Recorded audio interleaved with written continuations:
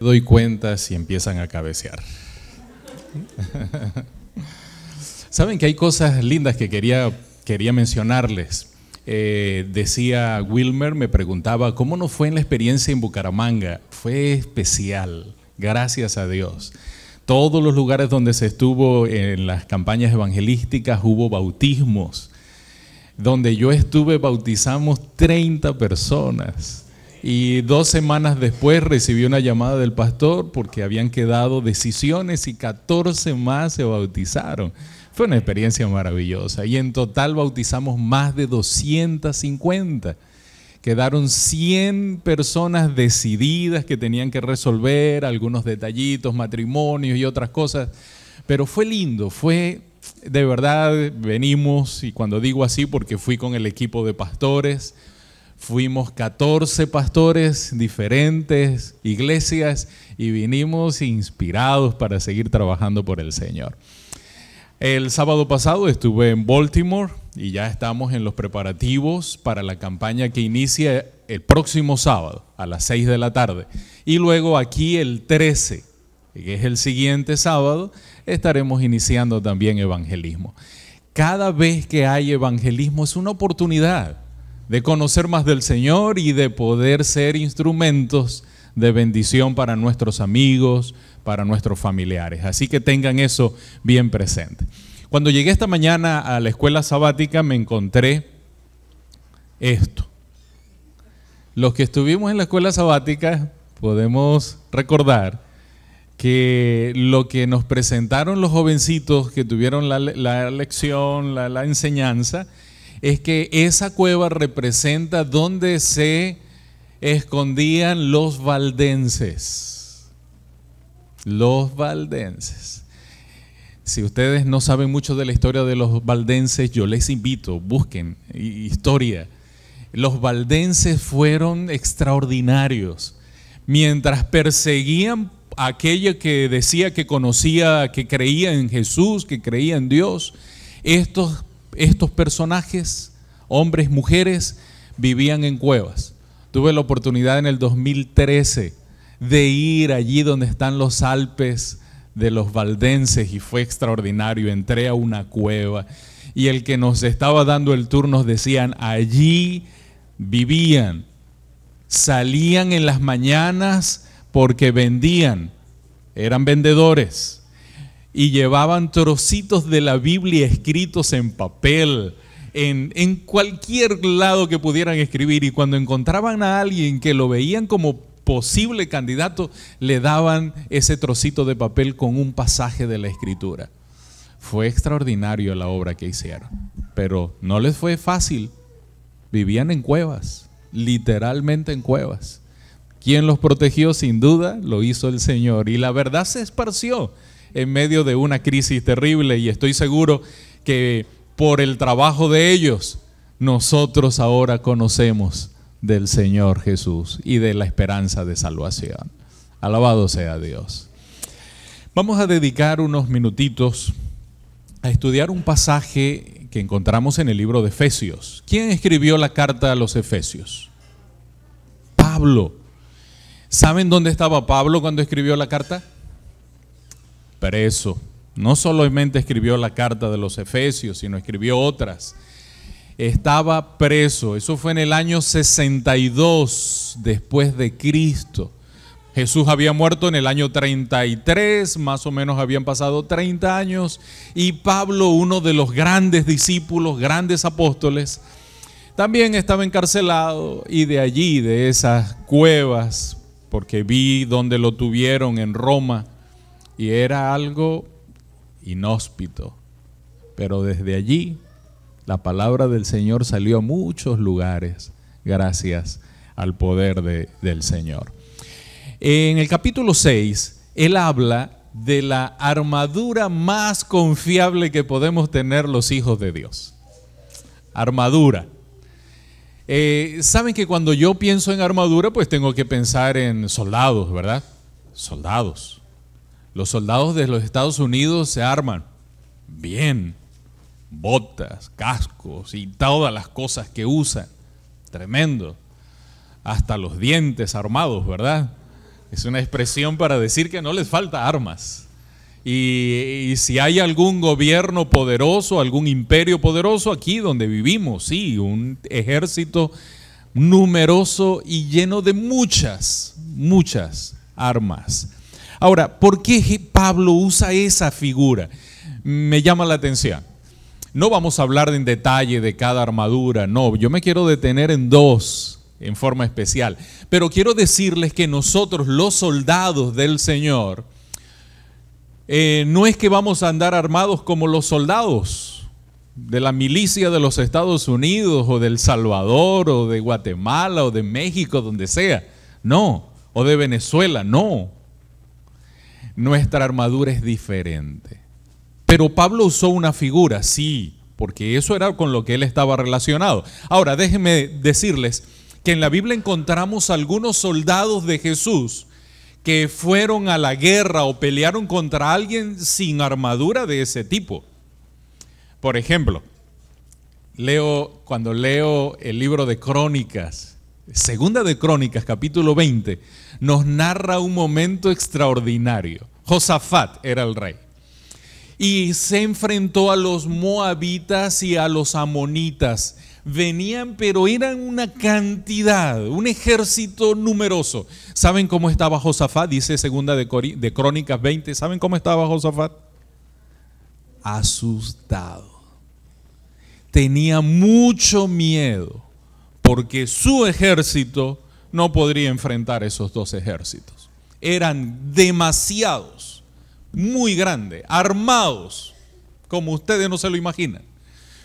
Cuando Josafat supo eso, lo que hizo fue buscar al Señor. Proclamó en toda la nación ayuno y oración. Y el Señor le dijo cómo iban a enfrentar ese ejército. ¿Y saben cómo lo enfrentaron? Con un coro. Con un coro. Sí, estoy hablando de un coro que canta.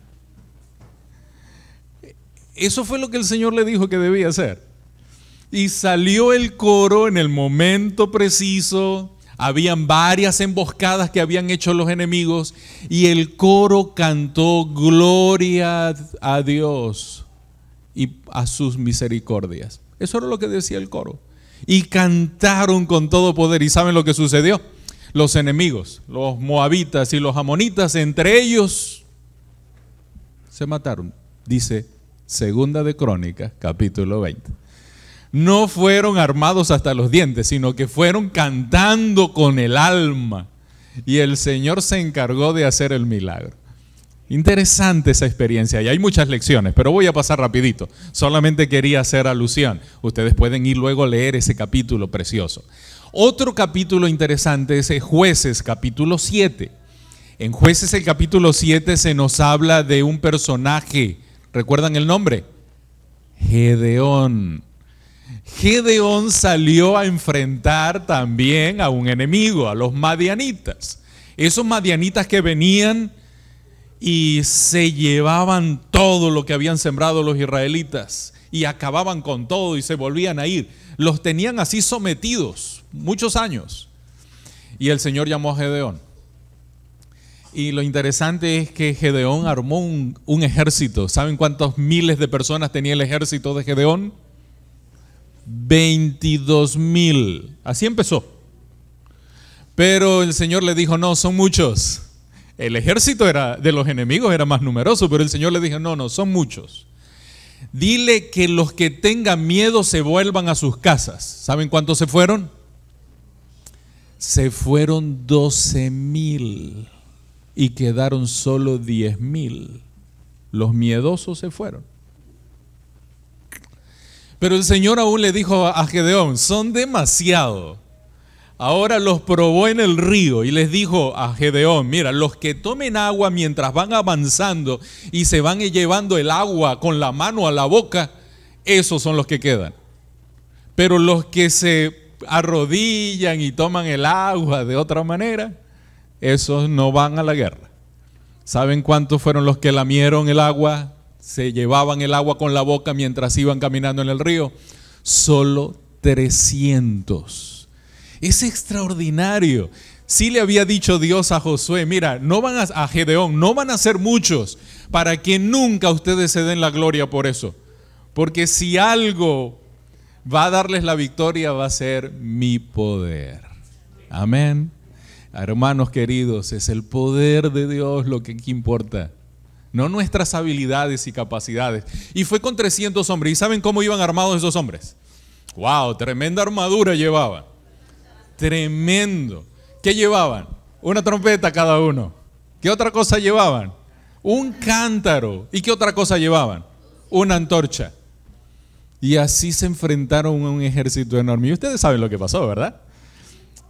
Dios le dio para que Gedeón estuviera un poquito más tranquilo. Él fue con un espía y fueron y se acercaron a una tienda y escucharon que uno había soñado que venía un gran pan de cebada rodando y había llegado al campamento, y que la espada de Jehová, cuando hicieron la interpretación, la espada de Jehová y de Gedeón iba a acabar con todos ellos. Ese fue el sueño que tuvieron los enemigos.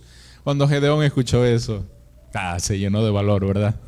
Se fue, le dijo al pueblo lo que iban a hacer, y cuando llegó el momento tocaron trompeta, partieron los cántaros, y con las luces se vinieron, y los enemigos salieron despavoridos y se mataban entre ellos, confundidos. ¿Qué necesitamos entonces para enfrentar a un ejército enemigo? La presencia y el poder de Dios. Esa es la mayor armadura que nosotros necesitamos. Por eso yo les estoy mencionando guerras donde esas fueron las armas. Otra que ustedes conocen bien. David enfrenta a Goliat. Pero saben que antes de ir David a Goliat, Saúl le dio su armadura, su casco, sí, su espada. ¿Recuerdan? ¿Y qué pasó con David? Eso como que pesaba mucho, era muy grande para él era más pequeño, y resulta que no pudo con eso y le dijo, no, yo con esto no. Pero cuando enfrenta al Goliat, a ese gigante que se enfurece porque lo ve con un palo y con unas piedras, le dice, yo voy a ti en el nombre de Jehová de los ejércitos. Y ya ustedes conocen la historia. Mis amados, cuando Pablo utiliza la figura de un soldado y de la armadura de un soldado, es solamente para darnos una idea de la importancia que hay que nosotros estemos armados, porque estamos en una guerra. Tú y yo estamos envueltos en una guerra. No quisiéramos esta guerra, pero es una guerra entre el bien y el mal. Estamos inmiscuidos en ella, así que para enfrentar con éxito necesitamos estar armados.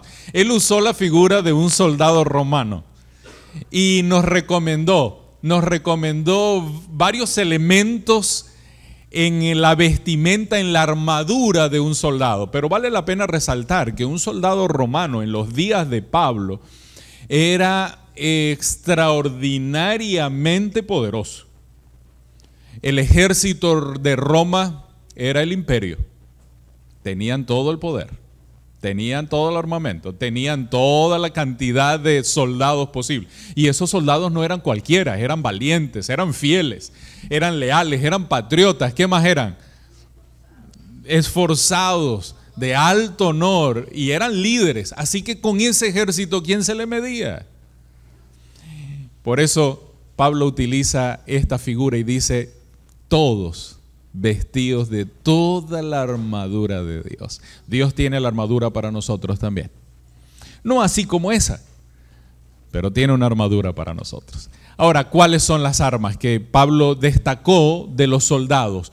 Le dijo, ceñidos con el cinto de la verdad. Luego le dijo, vestidos con la coraza de la justicia. Luego les dijo, pongan los calzados que llevan el apresto de la verdad.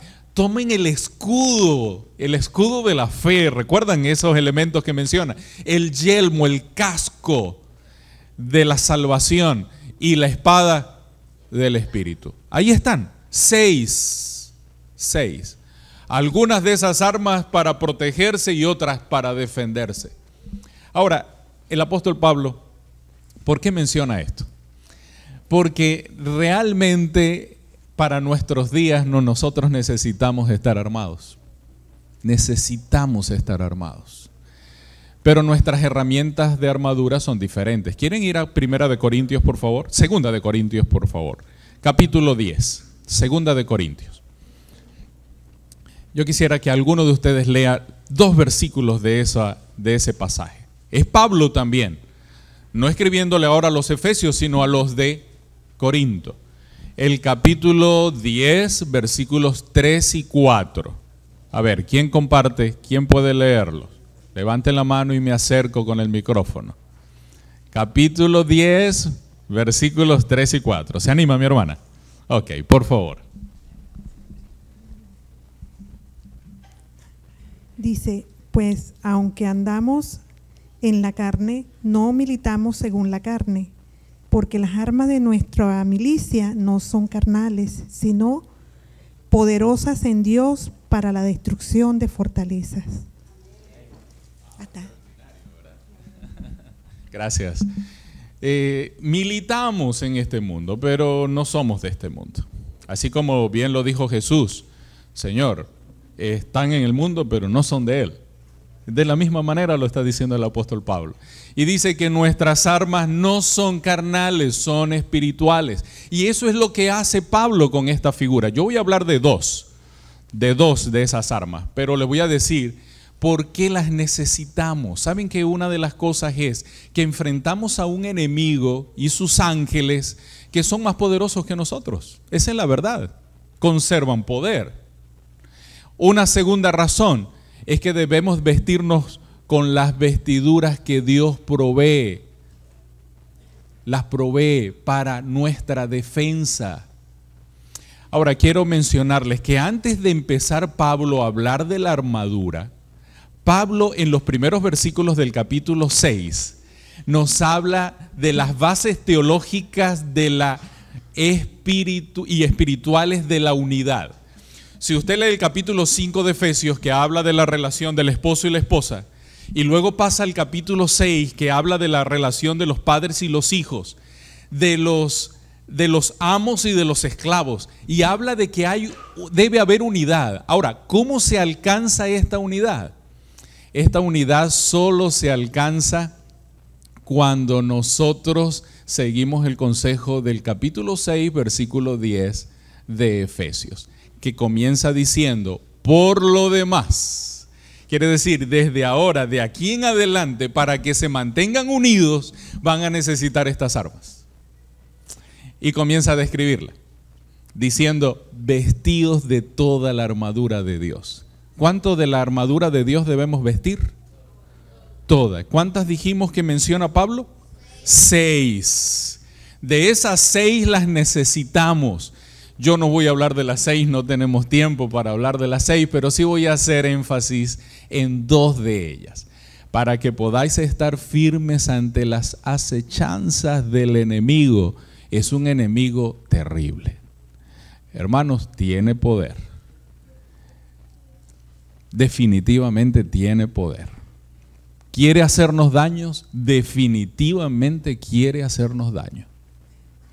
Ahora, ¿le estoy diciendo esto para que nos vayamos aquí llenos de miedo? No. Pero sí reconociendo que nosotros no podemos. Pero el Dios que está a nuestro lado sí tiene poder. Pero para que Dios pueda usar su poder, yo tengo que permitírselo. Yo tengo que estar dispuesto a dejar que Él me vista con su armadura poderosa. Dice la razón por la que tenemos necesidad. Miren lo que dice, porque no tenemos lucha contra sangre ni carne. No es contra un ser humano, no es contra un ejército humano, sino contra principados, potestades, contra los gobernadores de las tinieblas de este siglo, contra huestes espirituales de maldad en las regiones celestes. Ahora, ¿qué quiere el enemigo? ¿Qué quiere dañar? Te quiere dañar a ti, te quiere destruir, me quiere destruir. ¿Quiere dañar nuestra familia, sí o no? ¿Quiere separar a los esposos, sí o no? ¿Quiere hacer daño a los hijos? Para eso se inventa drogas, se inventa música y se inventa internet y todo lo que sea, muchas cosas. Lo malo de ello, por supuesto, el enemigo es con el que estamos luchando. Ahora, no es un juego, esto es en serio. Por eso el apóstol nos dice, necesitamos vestirnos. Nuestro enemigo es Satanás y sus ángeles.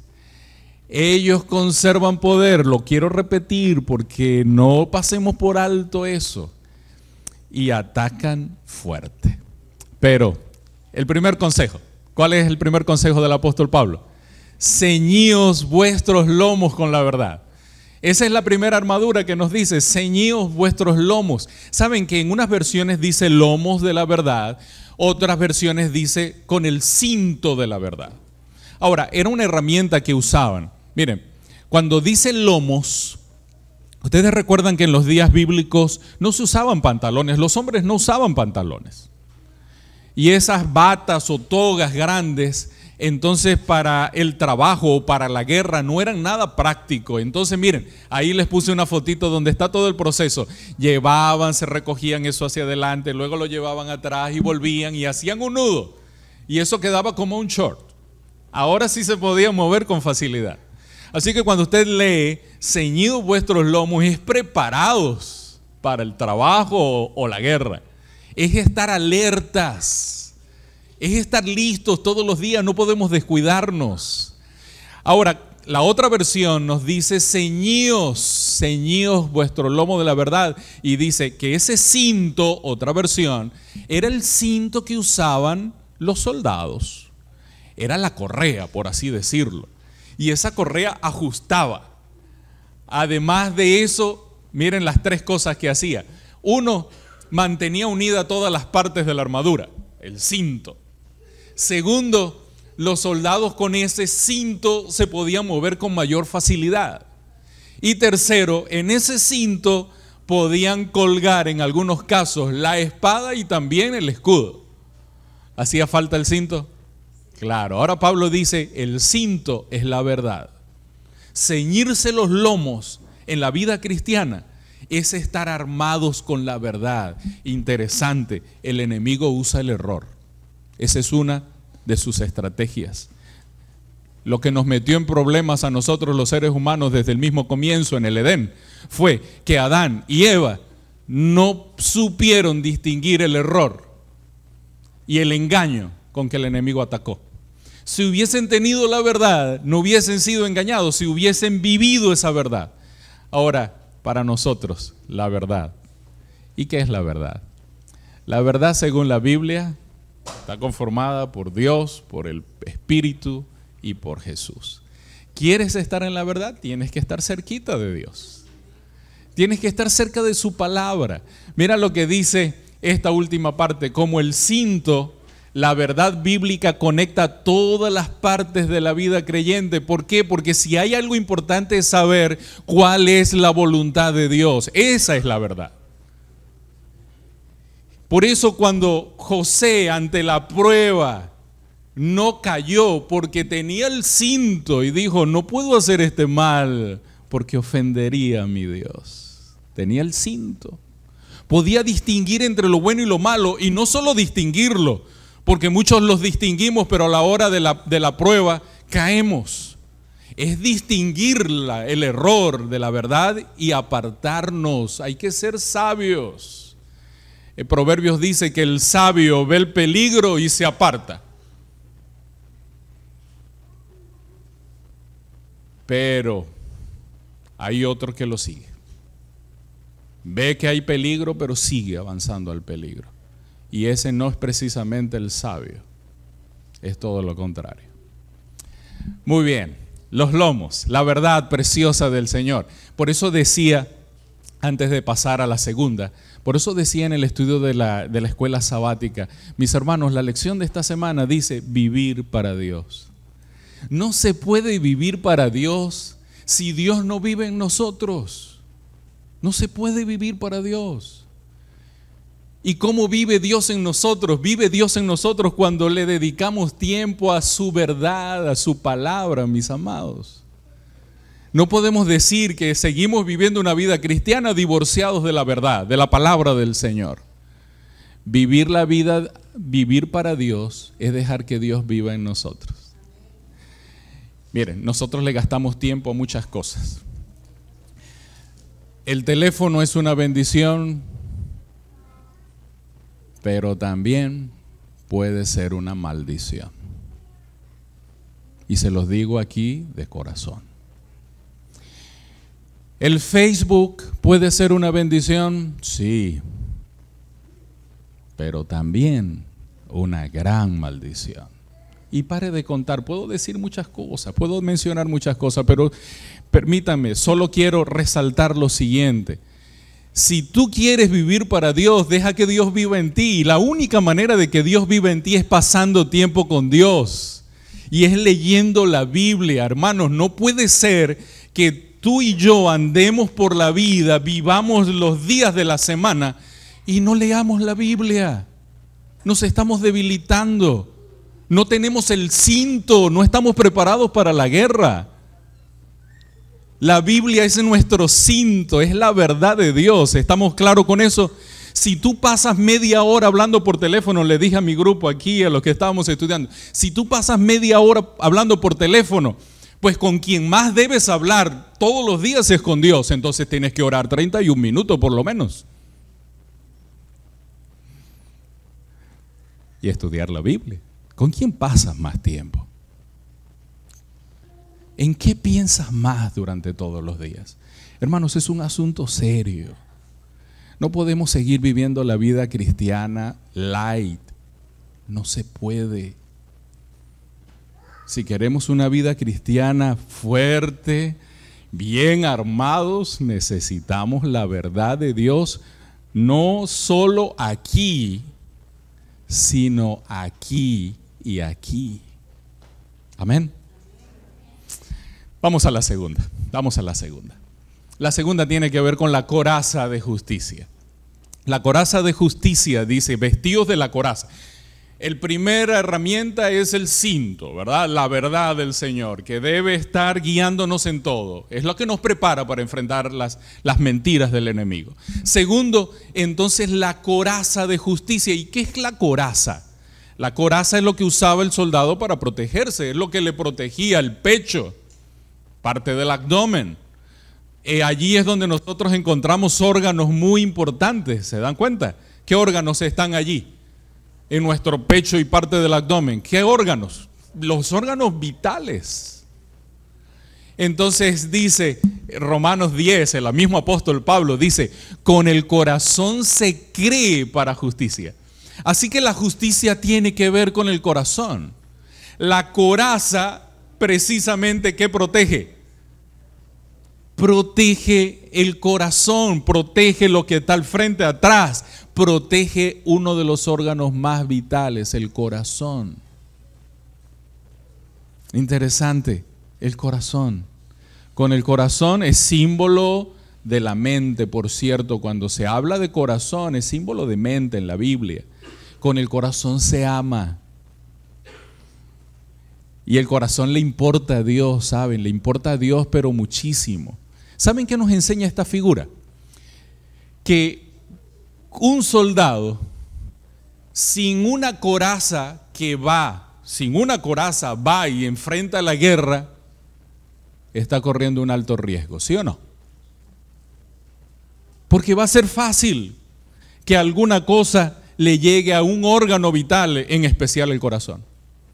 Y usted sabe lo que nos quería decir el apóstol Pablo con esta figura, que así nos pasa a nosotros, sin la justicia de Dios estamos condenados a muerte. Sin la justicia de Dios. La coraza, que es la que protege, representa la justicia de Dios. La justicia de Dios es lo que Él hizo en nuestro favor. Yo no tengo salvación si no acepto la muerte expiatoria de Jesús. Y no solo aceptarlo, es apreciarla. Es vivir una experiencia con mi Dios Salvador, que se llama Jesús. Eso hace que haya una coraza que me proteja el corazón. ¿Saben por qué? Porque el corazón le importa a Dios. Porque la Biblia dice que el corazón es un problema para nosotros y necesita la justicia del Señor, porque el corazón es engañoso. Miren, me encontré un corazón, no se ve mucho, sí, con unos cuernitos. Sí, porque la Biblia dice que el corazón es malo. No te confíes de tu corazón. No te confíes.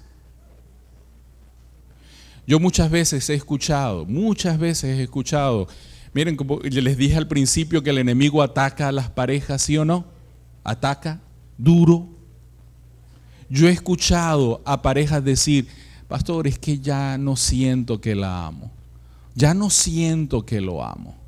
No te confíes en el corazón es engañoso.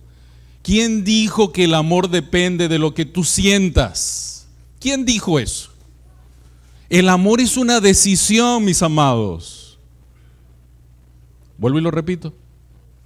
El amor no se basa en sentimientos. Tiene sentimientos, pero no se basa en sentimientos. El amor se basa en decisión. ¿Amén? Sí, claro que sí, porque yo he decidido amar a Dios. Y si yo amo a Dios, no es porque hoy me sienta bien y mañana me siento mal, no lo amo. No, es que he decidido amarlo. Me sienta bien o no, es una ¿qué? Decisión. Alabado sea Dios. Por eso no te confíes en el corazón. El corazón no es de fiar. De hecho, el Señor sí lo quiere. ¿Y saben por qué lo quiere? Él mira el corazón. Y es que cuando se mira el corazón, Él puede saber con exactitud lo que es verdadero. Yo recuerdo haber leído ese pasaje de Samuel cuando el profeta fue a escoger al rey que iba a suceder a Saúl. Saben que quedó impresionado por el hermano mayor de David. Y fue mirando a los demás, pero no, para él era el hermano mayor, era el alto, era el buen mozo, era el fuerte. Pero cuando el Señor le dijo no es, y al otro no es, y al otro no es, y mandó a buscar el que no estaba, David, un muchacho. Y el Señor le dice, ese es. ¿Y saben cuál es la expresión? Porque Jehová no mira, porque el hombre no mira, sino lo que está delante de sus ojos, pero Jehová mira el corazón. Ahora, algo más, ¿por qué el corazón es tan importante? Porque cuando Dios nos llama, ¿qué dice? Dame, hijo mío, ¿qué? Tu corazón, vale para Dios, pero no nos podemos confiar en Él, solo cuando está en las manos de Dios. Muy bien, ahora Dios quiere transformar nuestro corazón, corazón duro, corazón de piedra, que sentimos la impresión del Espíritu y de Dios hablando, pero seguimos tercos hacia el mal, decidiendo mal, pues ese corazón tiene que cambiar. Y esa obra, el único cardiólogo que puede cambiar el corazón se llama Jesús. El superhéroe. Es que realmente es él más que un superhéroe. Es el único que puede cambiar. Y ustedes lo pueden leer. Ahora, miren cómo sucede esto. Yo hago ahí la pregunta, ¿cómo podemos proteger o cubrir nuestro corazón con la justicia de Dios? Mire, sencillo, este es un proceso que escapa de nosotros. Nosotros no tenemos el poder para cambiar nuestro corazón, pero sí tenemos el poder de decidir que Dios lo cambie. Entonces, ¿cómo sucede esto? Miren ustedes acá. Aquí tenemos en el círculo azul al hombre y el hombre con pecado. Eso es lo que nosotros tenemos. Pero cuando usted ve al otro lado, ve a Cristo y Él tiene justicia. Tú tienes pecado, yo tengo pecado, pero ¿qué tiene Jesús? Justicia. Ahora aquí sucede que hay una transferencia cuando yo acepto a Jesús como mi Salvador. Miren lo que ocurre entonces. Jesús le da su justicia y el hombre le transfiere a Jesús, ¿qué? Su pecado. ¿Cómo se llama eso? Justificación. Es el proceso de la justicia en nuestra vida. ¿Qué tenemos nosotros para darle al Señor? Nuestro pecado.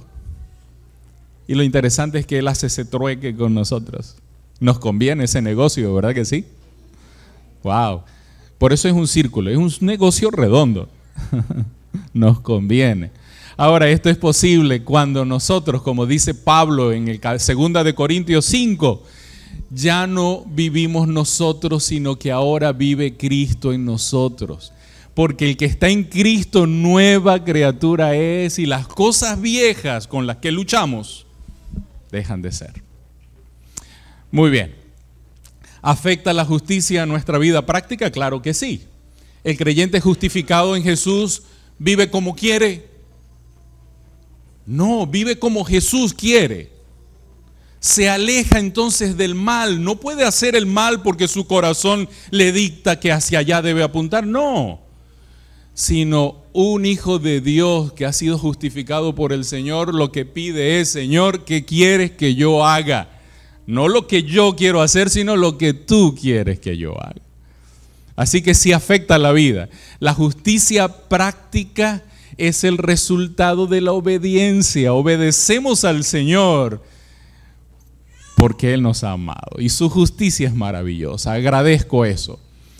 La justicia práctica en el creyente consiste entonces en colocarnos la coraza de la justicia del Señor para luchar contra el pecado, en nuestra lucha espiritual. Miren lo que dice este pensamiento. La justicia, que tiene que ver con la aplicación de la palabra en todas las áreas de nuestra vida, tiene como fin el capacitarnos para vencer todas las escaramuzas que enfrentamos en nuestro diario andar.